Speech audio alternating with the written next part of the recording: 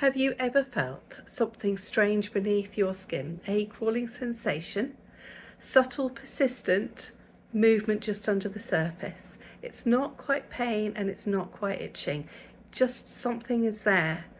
So you look and you see nothing, and yet it continues. You check and there's nothing there.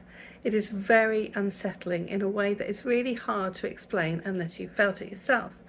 But this sensation does have a name. It's called formication.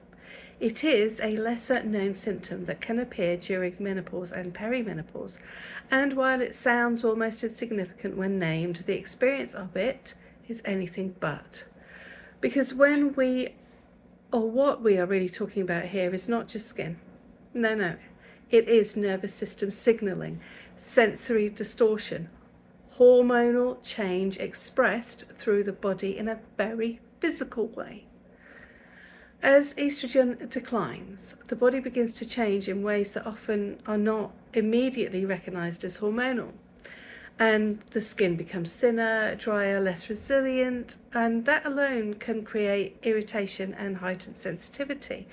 But deeper than that, estrogen plays a role in the nervous system itself, and I've spoken about this in the past. It helps regulate how signals are transmitted and interpreted.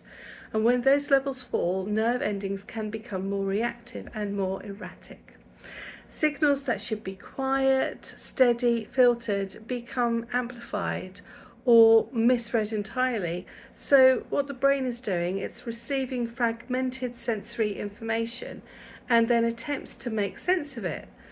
What is interpreted is often this: movement, crawling, presence when there is none. It is not imagined.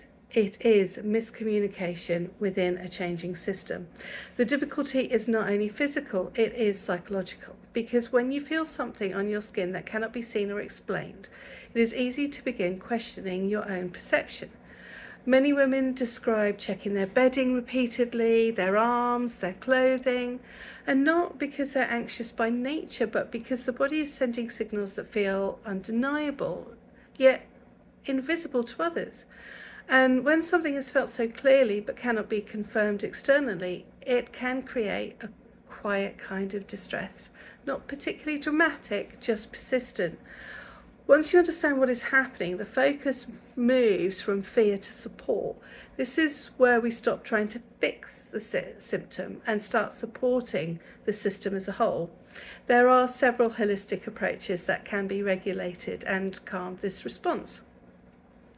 Manual lymphatic drainage can support circulation and ease skin level sensitivity.